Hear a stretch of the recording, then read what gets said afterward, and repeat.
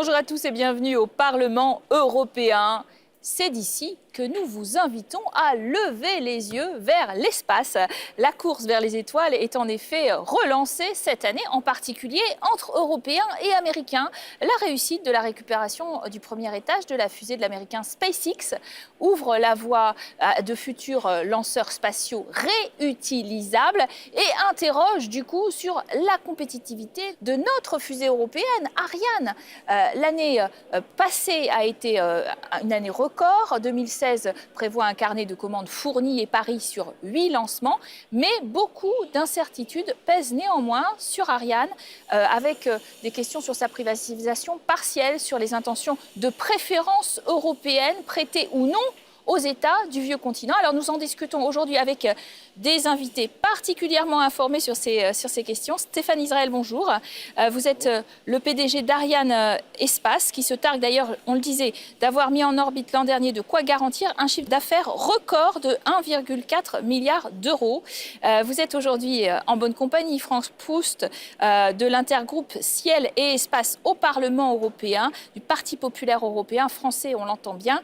Et puis vous êtes aussi avec Inès Ayala Sander, bonjour, députée européenne pour l'Alliance des socialistes et démocrates qui nous vient d'Espagne. Alors d'ailleurs, ce pays, l'Espagne, comme la France bien sûr, fait partie des 22 pays membres de la fameuse Agence spatiale européenne qui définit ce programme spatial européen et puis qui garantit aussi un peu de souveraineté européenne, en particulier en investissant 15% de son budget dans les lanceurs. C'est donc le lien entre Ariane et la fameuse ESA. Alors, d'une certaine manière, est-ce que ça peut tourner pour 2016 à l'avantage des Européens, vu d'Ariane Space ?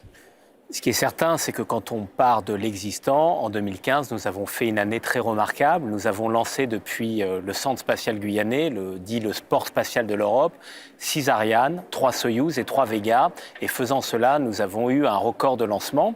Et nous avons largement dominé la concurrence. On va sans doute parler de notre compétiteur américain qui, lui, vers l'orbite géostationnaire, qui est l'orbite vers laquelle on envoie les satellites de télécommunication, a envoyé 3 satellites, là où nous en avons envoyé 12. Et puis, en termes de commandes, nous avons aussi confirmé que nous faisions la course en tête. Ça, c'est l'effet de l'année 2015. Maintenant, 2016, comme toute nouvelle année pour Ariane Espace, ça va être une année de bataille, de bagarre, parce que Ariane Espace est une société qui évolue sur un marché ouvert, dans une grande compétition. Et effectivement, on va essayer de faire en 2016 aussi bien qu'en 2015, et on va même essayer de faire plus d'Ariane, et on verra ce que feront nos concurrents. Alors, qui évolue sur un marché ouvert, mais avec des soutiens européens. Et là, on peut se poser la question, une Europe, on le sait, qui est encore à peine remise de cette grosse crise économique. Est-ce qu'elle a les moyens d'avoir cette politique spatiale très ambitieuse ?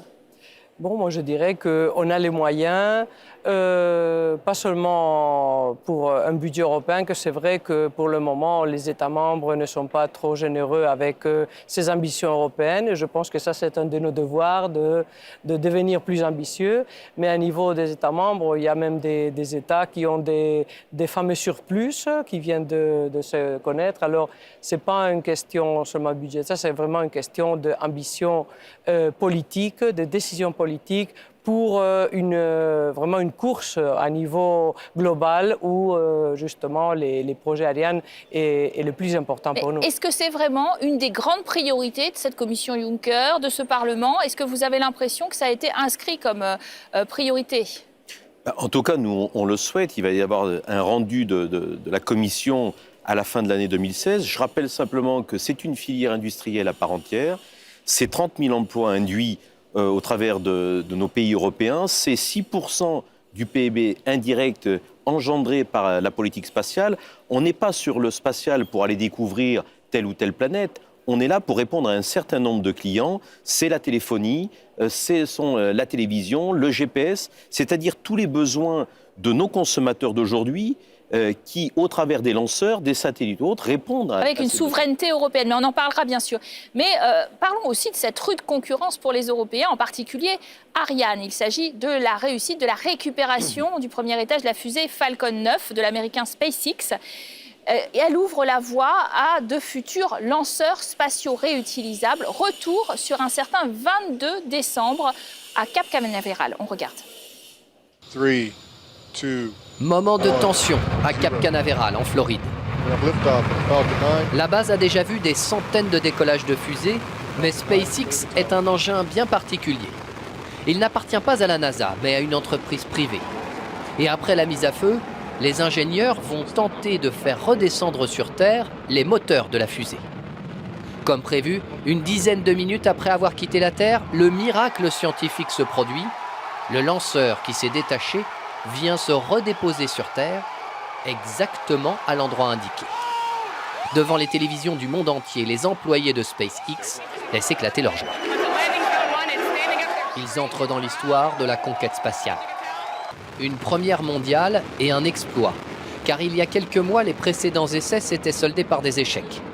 Le propriétaire de SpaceX, le milliardaire Elon Musk, fête son succès avec cette vidéo diffusée sur les réseaux sociaux. Les moteurs seraient maintenant réutilisables par d'autres fusées, de quoi faire diminuer considérablement le coût des expéditions spatiales. SpaceX n'a mis sur orbite que des satellites, mais son propriétaire, qui a fait fortune grâce à Internet et aux voitures électriques, a des projets bien plus ambitieux. Il espère envoyer bientôt des astronautes dans l'espace, et même sur Mars, d'ici quelques années. Alors ça, c'est un peu la hantise de l'Europe spatiale, finalement. Son futur lanceur Ariane 6 a été évalué à un prix beaucoup plus bas que les précédents, hein, bien sûr, à peu près 100 millions de dollars contre 200 pour l'instant Ariane 5.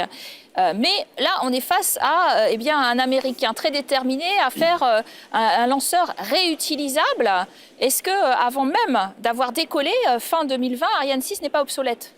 Non, parce que quand nous avons conçu Ariane 6, nous savions parfaitement que ce compétiteur voulait aller vers ces technologies réutilisables.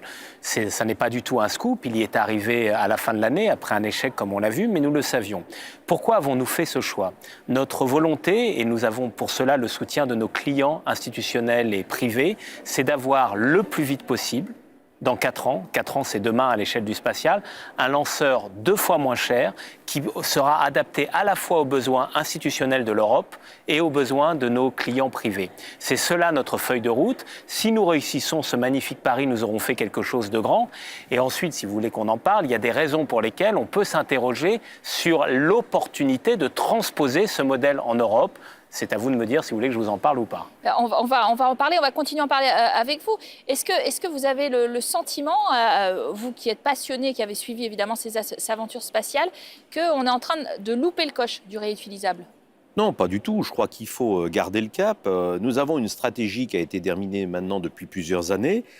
C'est pas pour autant qu'il ne faut pas avoir un œil attentif à la concurrence. Vous parlez des Américains, mais on pourrait parler de pays émergents comme la Chine ou l'Inde qui travaillent également, qui font de la recherche, d'où la nécessité pour l'Europe et notamment la Commission européenne d'avoir une véritable politique européenne spatiale pour continuer à innover dans la recherche et avoir des produits et des lanceurs qui correspondent à la demande de demain. On a parlé de ce milliardaire un peu fou, Elon Musk. Quand vous parlez de la stratégie de l'Europe, on sait aussi qu'un des principaux atouts de SpaceX, c'est le soutien des autorités américaines, le soutien par l'envoi des satellites américains sur SpaceX. Alors, est-ce qu'on a du répondant de ce côté-là ?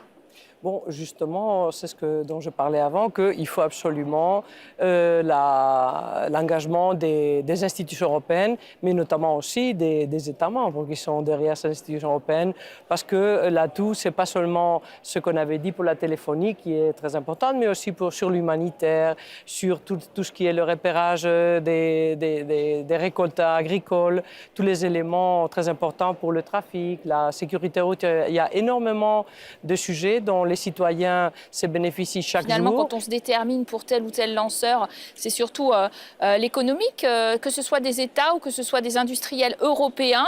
On en est où de cette idée qu'il faudrait une préférence européenne ? On a une chance énorme ici en Europe. Ariane, par exemple, Ariane Espace a 60% de la clientèle qui est une clientèle privée. 40% à peu près, c'est à peu près le schéma. Stéphane Israël connaît les chiffres beaucoup mieux que moi.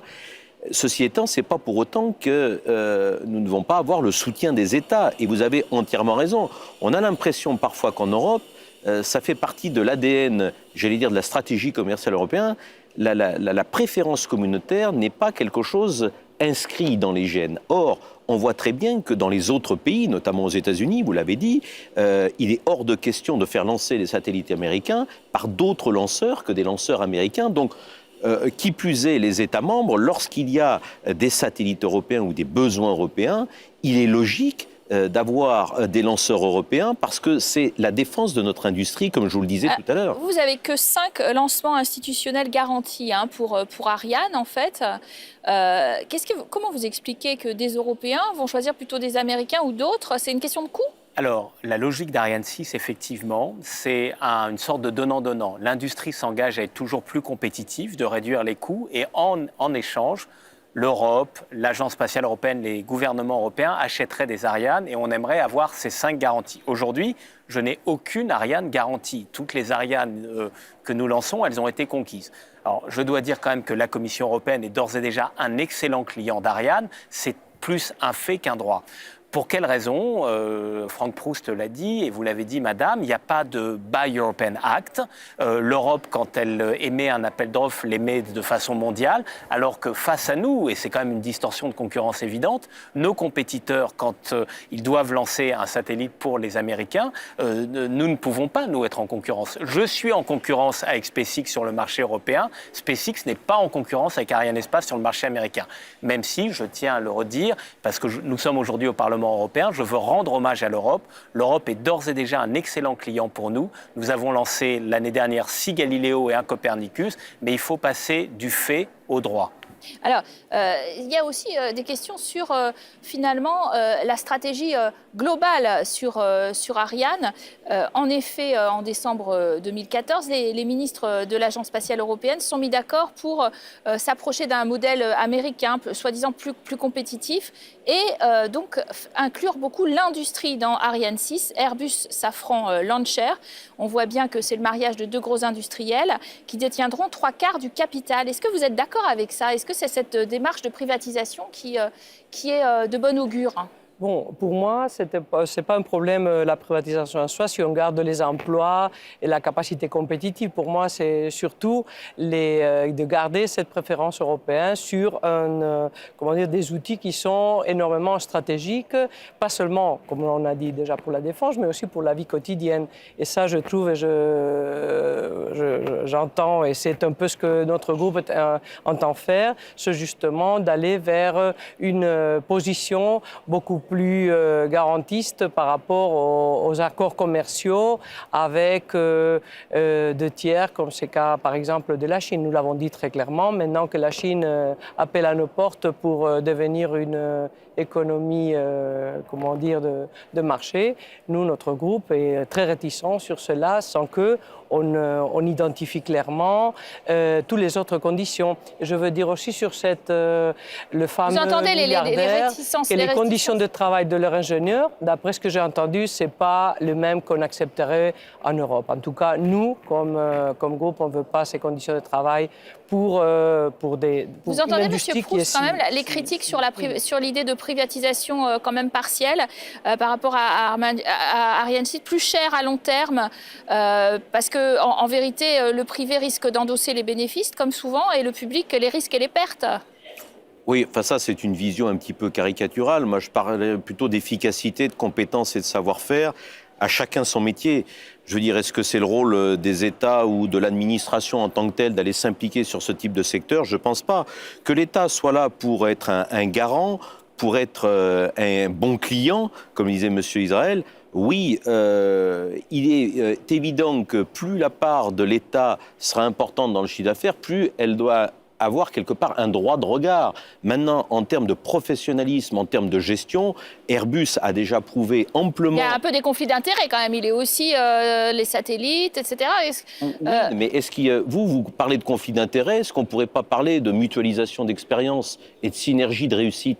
Je veux dire, s'il y a quand même une réussite européenne, c'est bien celle d'Airbus. On l'a vu, les résultats aujourd'hui viennent de sortir. Airbus a été la première entreprise en termes de commandes aujourd'hui sur les avions. Le fait qu'il rentre avec une grande part de capital dans Arianespace, moi, ça ne me dérange pas. Bien au contraire, je pense qu'il peut y avoir une synergie. Et face à des géants demain, comme la Chine, l'Inde, voire même les États-Unis, je pense que le secteur privé est plus apte à répondre aux défis de la concurrence. Alors parlons d'un défi justement du futur, le fameux GPS européen Galileo, qui devrait s'enrichir de 4 nouveaux satellites en octobre 2016. Ça a été un peu le serpent de mer, ce pauvre Galileo a bien du mal à fonctionner.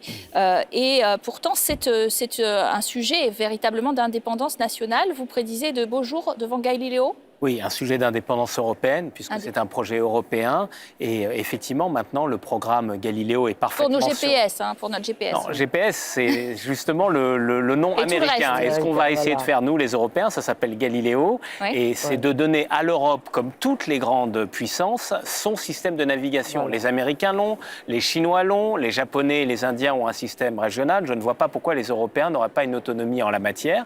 Il y a maintenant de nombreux satellites en orbite. Nous en avons lancé parfaitement 6. C'est un industriel allemand, OHB, qui construit les satellites. C'est nous qui les lançons.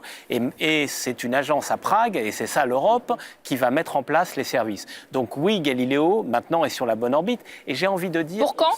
Ce qu'on appelle les premiers services seront mis en place cette année, avant la fin de cette année. Mais il n'y a pas d'espace sans risque. Et si on ne prend pas de risque, on n'a pas de chance non plus. On a eu, effectivement, on a mis du temps à mettre en place ce programme, mais ça y est, il avance, on déroule. Et ça sera une excellente nouvelle pour les Européens. Merci à vous de nous avoir donné toutes ces nouvelles du ciel et de l'espace. Merci à vous de nous avoir suivis. Vous restez bien sûr en notre compagnie. Juste après le journal, nous retrouvons notre grand invité. À tout de suite. Après la pause.